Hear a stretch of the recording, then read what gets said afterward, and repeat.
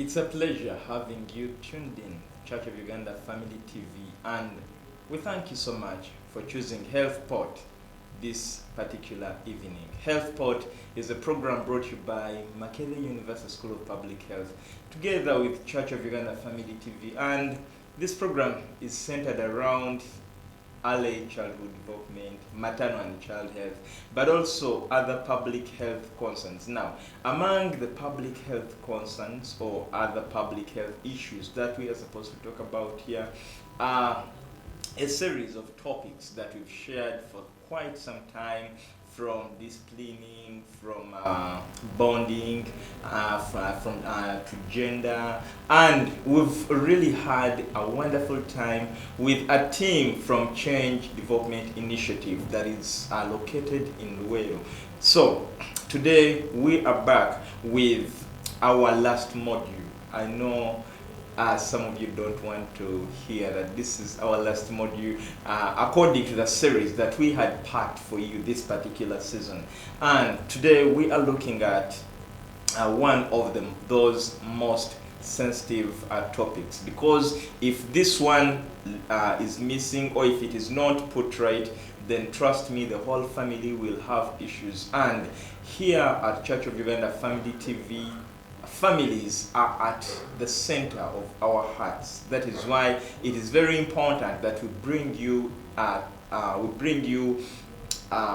things that, or we bring you people who share with us topics that intend to portray our families. So today we are looking at what we call spousal relationship, and with us is one of those board members of CDI. Now, you who is watching us for the first time, CDI is simply Change Development Initiative. So when we abbreviate it as CDI, don't ask yourself what is CDI. It is Change Development Initiative. And he is also a support staff, especially when it comes to activity implementation. Join me as we welcome Mr. Eliazali Nyombi. You're most welcome, Mr. Nyombi. You're welcome. Thank you very much. Yes. It is a pleasure to be with you, and I thank Makerere University School of Public Health, Family TV, for the pleasure and time they have allocated us to come and present to the nation. I'm aware that this TV is viewed and listened to all over East Africa and all over the world. So the information that we are going to share today actually is vital for us, and that's why we have come to share it, and people compliment over it, and they look at it and actually internalize it, and finally putting into practice what we have discussed, what we are going to discuss today. Sure. Yeah. Thank you. And that is actually our outcry to the audience, that you practice what we share here. And those who have practiced it have indeed registered positive results, and we are happy for that. So we really want to look at spousal relationship as one of the modules that you use to transform communities, specifically the communities of Luweero and Nakaseke. But we want to look at what is your overall goal of this module as spousal relationship? The goal, as we are all aware, that spousal relationship is responsible for feeding the world, because it is through these relationships that we bear children, and they are the children that have filled the earth. So the major aim is to improve marital relationship in order to promote good parenting practices, and we certainly find out that today it is becoming a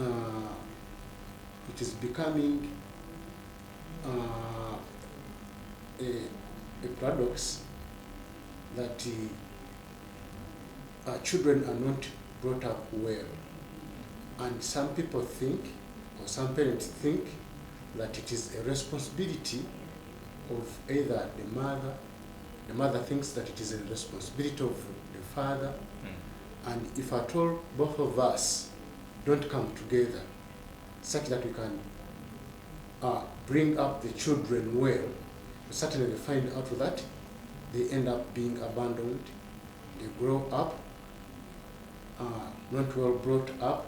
So the major essence of this module, spousal relationship, is just to improve marital relationship in order to promote good parenting practices among the children and the families that we have. And we certainly find out that if at all we have got better families, the world can be a good place to be. Okay. Yeah. So among the objectives that on which these modules is based is to improve communication between spouses, reduce incidences of violence between spouses, improved constructive ways of resolving disputes among spouses, improved hygiene among spouses, to build and strengthen marital relationship in order to promote good parenting. And it also addresses issues regarding communication and conflict resolution. So we now want to look at what constitutes of this module as you are executing it out there in the field. Actually, when we are putting it in practice, we look at the impact of parental and spousal conflicts in the families. This is a major concern today, because you may wonder that you may have supper, both wife and husband, but before morning, one is announced dead, just because of the conflicts that may have broken up before it gets to the morning. So it is very much important that we look at we show the community members with the impact of parental and spousal conflicts. Here, we majorly look at how does it affect the children, because they are part of the family members. We look at the husband, we look at the wife, and even the community, because when the family disintegrates or it breaks down, certainly find out that even if the community members who may not have been involved in establishing that family, they are all affected, because the children will have to look for places where to live. It is the responsibility of the community to come in and take care of the children that have been abandoned. Yeah. So another theme or session that we have, it is what should constitute a healthy marital relationship. Here we majorly look at what we call what should be a healthy relationship. A healthy relationship should include what we call sexuality. A healthy relationship should have communication and should avoid use of drugs. Yeah, when we are within the community, we emphasize these points, because we certainly find out that some of the factors or the things that may cause relationships to break are within us. We look at them, and for us to consider them a daily practice. Yet, they are endangering others, and all of a sudden the family breaks down, and the children are affected, the husband is affected, and the wife is affected, as well as the community. So the essence of communicating this to the community members is to show how dangerous and how important are some of these issues that we are going to discuss as we proceed. Yeah. Okay. Another thing is reducing parental conflicts. Because when we look at what would be the causes, definitely we have to suggest remedies. What could be the causes of these conflicts within the family, and how we can go, we can reduce them, or even totally do away with them, such that we have a better place to be, and that is the family unit. Okay. Yes. So talking about a better place to be, talking about the impact of parental and spousal conflicts, let us discuss the causes of spousal conflicts and, most importantly, their impact on the children, on the wife, or perhaps on the husband. Wow. The causes, let us look at the causes first, then Yes. we shall look at the impact or True. the effects Mm. to the children, wife and the husband, and could be the community. The causes of spousal conflicts are quite many, but some of those that may actually cause conflicts within the relationship may include poor communication between partners, because you find out that something simple is exaggerated to an extent that the family breaks down because either partner, one of the partners did not communicate well to the other. So this implies that if at all we don't communicate well, certainly find out that it is a problem within the family. Then the other, we find out that denial of marital sex, because either parties use it as an object of fighting, an object of solving, so use it as a solution to what we call the problem that is within the family. I will not have intercourse simply because ABCD is happening. I will not relate with the other simply because ABCD is happening. But you never know. Denial of marital sex may lead a partner to look outside of the marriage, and it may cause other effects which are more harmful than what you may think is very dangerous to your family. Then the other is alcoholism and use of drugs in the family. Actually, alcoholism and use of drugs in the family is very dangerous, because you find out that the family may get off track economically. Then in the relationship, some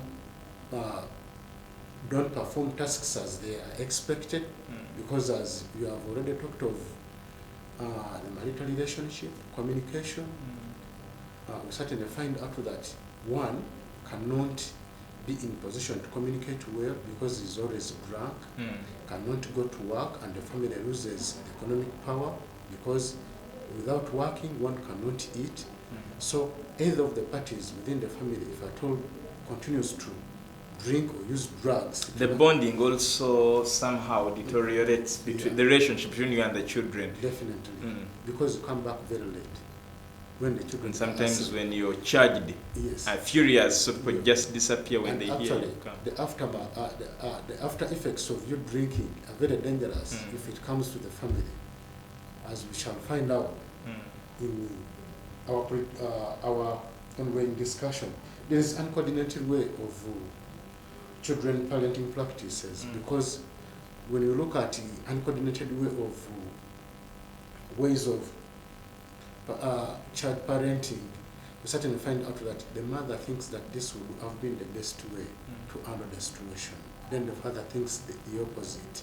So the two parties need to sit and at least find out a proper way of.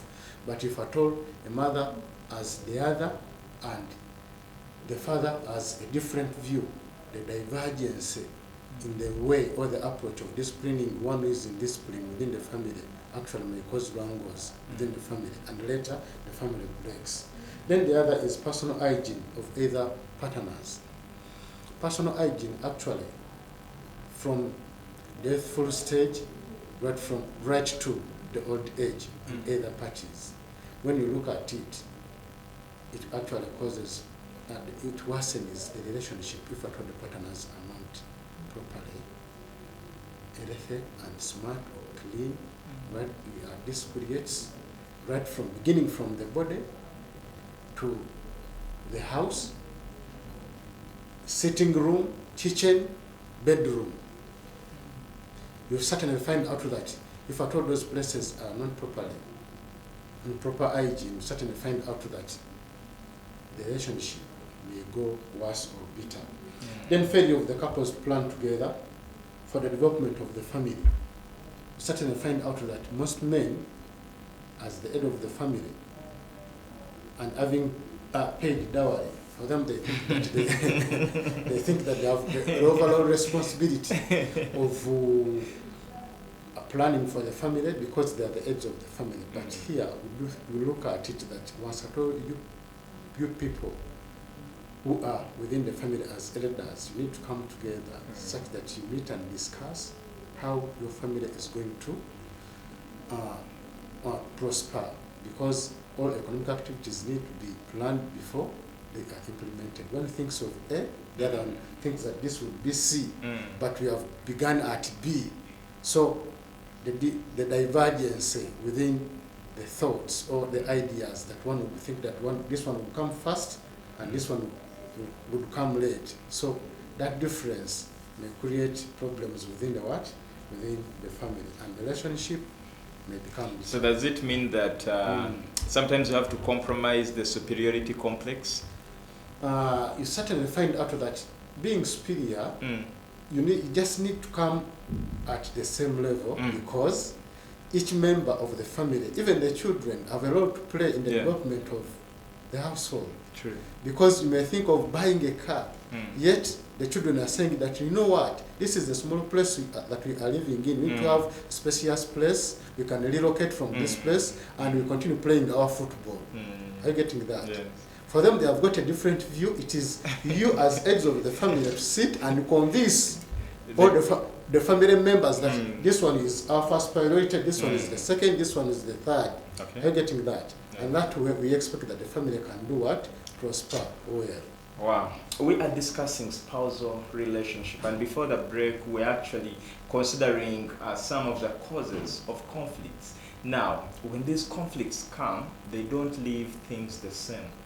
They leave effects. Some effects are temporary, whereas others are permanent. We are now going to discuss the effects, and later we shall look at how we can now come up with a healthy relationship. Mr. Nyombi, we discussed the causes. Now let us look at some of the effects that these conflicts have to all the family members. And when we talk about the family members, we're not eliminating the children. So we have the children, we have the wife, and we have the husband. Most spousal conflicts affect children, women, the husband, and the members of the community. Because for them, they may come when it is the incident is taking place, but incidentally, when the two separate, the children may be abandoned and begin moving around the community. So we say that spousal conflicts have got far-reaching impacts on different parties within the community where we are living. And we are saying that amongst which we certainly find out that it undermines the integrity of the elders within the family. Because when the children look at the elders fighting, when the father or the mother is boxing one another, actually what will come into the minds of the children? Even the elders do fight. You're getting that. From there we get the bruises or pain, and some others get fractures. Yeah, which cause what we call health complications and call for economic expenses. Yeah. You're getting that. So the money that would have been invested for the development of the family is diverted to the health complication that you acquired during the conflict. So that one affects very much the development of the family, and the children are affected, as well as the wife and the husband. Then to the children, for them they associate anger with violence, especially those that have grown up in a setup where parents are using violence as a means of resolving conflicts. That's why you find out that in most cases, when some people think that one has to use force instead of negotiating. Are you getting that? So you find that one has pick up a stick, fight another, such that they can settle the conflict, instead of sitting together and find a solution to the problem. So for us, we do think that we call upon the family members that instead of you conflicting in the presence of the children, they should avoid it. And they should look at other ways of at least solving the problem that is amongst them. We say that boys and men are often raised to think that violence is an acceptable means of maintaining control over the females, which is not the case. Because you certainly find out that most men think boys grow up as from being boys to men. They saw the power and the energy that their fathers used on their mothers. So they think that that power and the energy should be the same to be used on the females that they are having now, which is not correct. Yeah, these are our members of the community, and we have got sisters within the home. How do you feel to hear that your sister has been battered by the husband? You don't feel okay. But we certainly find out that we should avoid this such that the children do not pick up or emulate what they are saying in a conflicting family or a conflicting relationship. Children miss out going to school, especially the girls who stay home to take care of others if at all the family breaks down. And they are the girls that are mostly affected. Why? Because the father thinks that this one can take care of the young ones. So the father, if at all is still around, goes to look for bread for the children. And this young one, who is a girl, who is meant to be at school, misses lessons, misses class, does not go to school, and others don't go back forever if at all. The mother does not come back, and the father does not marry again. And there are other effects that may come out of such, because after doing a daily routine at home, what happens is he relaxes. Are you getting that? Yeah. Other problems come in, given the fact that she's a girl. Yeah. Looking outside of the relationship, which may result into acquiring other complications like sexually transmitted diseases, hiking the economic expenses of the family, because one goes out, has to spend, has to meet other family obligations in that other family. Likewise, he has to take care of the children that he or she left home, and certainly find out that it is becoming a complicated effect that is disturbing all of us on earth. So we need to at least find a mechanism of creating a stable and a friendly family unit. Now, talking about the causes and effects, then what constitutes a healthy relationship? As earlier said, that we as we are within the community, we look at some, but there are other. Yeah, because what you may think that is okay in one community or society, in the other society, they look at it differently. Exactly. So it may work here in central region, yet in northern or western or eastern, it is a different story. So the approach changes, but we think that to construct a healthy and non-violent respectful relationship with the spouses, children, and fathers, mothers should consistently practice the following: that they should keep what we call proper communication amongst members. Proper communication in the relationship means that you are going to get both negative and positive feedback from either parties. And this one means that you are going to meet, discuss over what is on the table, and come up with a solution that instead of you conflicting, you will later agree to disagree and come on a common understanding and make the family move. And we certainly find out that at times, having fun with your family members, it is not harm, but we find the father at a higher level, the wife on the lower one, and we certainly find the children, look, when they see the father approaching, those ones that have been playing football, they have to find hideouts. Are you getting that? So we need to live in what we call a friendly relationship and actually communicate with the family members and actually be at a same footing, establish a same level such that you can get all what it means the family to be stable.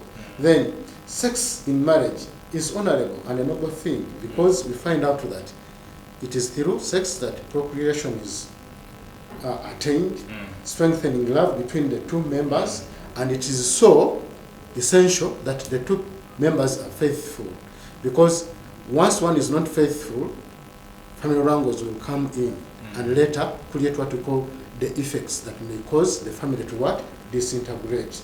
Then there is what we call, looking at marriage expresses what we call complementarity, companionship, and motherhood, and then fatherhood. Let us help each other in the family. How do you see, if at all, one is washing the clothes and the other is cleaning the compound? It does no harm to a man to clean the house as the mother is preparing breakfast. What harm do you get as a gentleman? It is nothing. And once that character is developed within the household, certainly they find out that even the children will have to emulate what they are seeing. True. And it will be put into practice as they grow up. So we need to create or develop that complementarity within our family members, between the husband and the wife, such that the family goes on. It is also important to have what we call good personal hygiene. Actually, we certainly find out that things like bathing in the morning, in the evening, brushing, finger and toenails being trimmed, we certainly find out that either parties, one bathes in the morning and it becomes a problem in the evening. The fingernails are not trimmed. You find out that the air, it is causing a problem. Are you getting that? So it requires that whenever the two meet within the family, within the bed, actually, there is no one that complains because of the smell that comes out from the other. Brushing the teeth well, actually, when one is talking, you don't have to cover your nose such that you look the other side. That creates what we call a problem within the family. So we are saying that personal hygiene actually improves what we call spousal relationship, and once it is done so, even the children will grow up seeing that one has to bathe in the morning and later in the evening before one goes to what? To bed. Yeah. Couples need to plan together for the finances to allow the family development.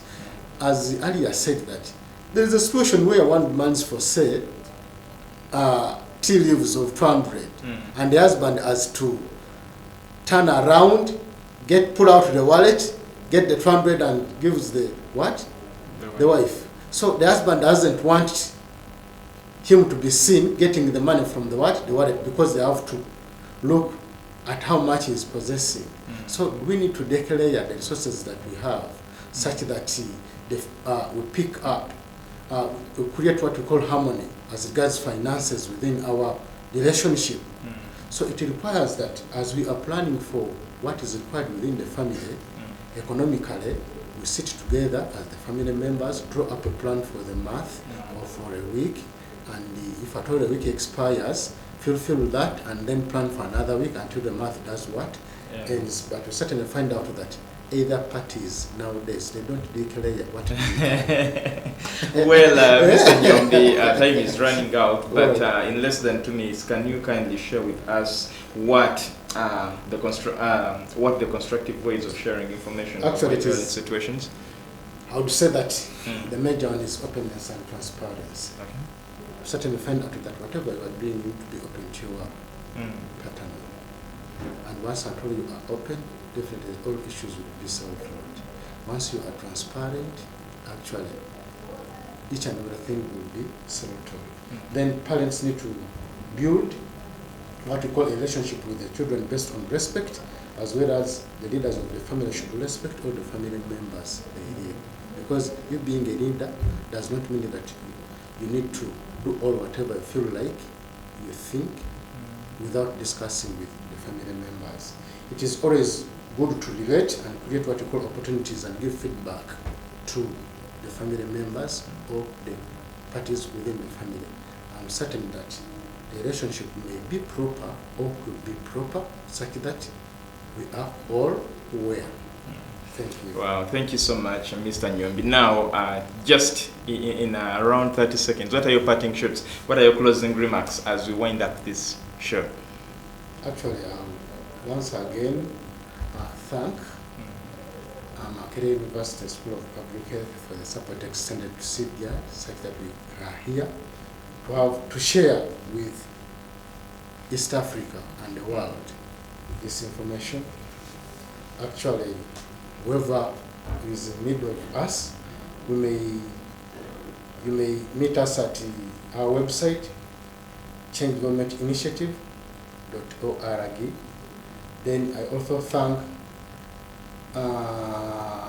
Wolver Cluster, CDI and CODI for delivering the services of PFR to communities of Luwero, and also thank the CDI Board Secretariat for this brilliant idea of setting up CDI and the support they extend to the community members of Luwero and Nakaseke. Yeah, may God bless you. Thank you. And may God bless you surely. And thank you so much, CDI, for the time you've given us. It has been quite an interesting engagement, and I believe someone who has been following these modules has really learned a lot. And just in case you want to review, just go onto our YouTube channel. Just click on the playlist of Health Code.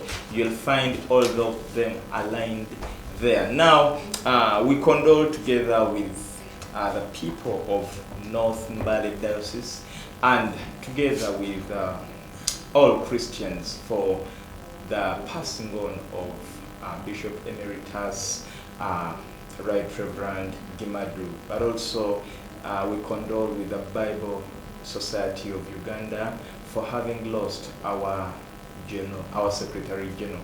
May their souls rest in eternal peace. May God bless you, and we'll meet again next time.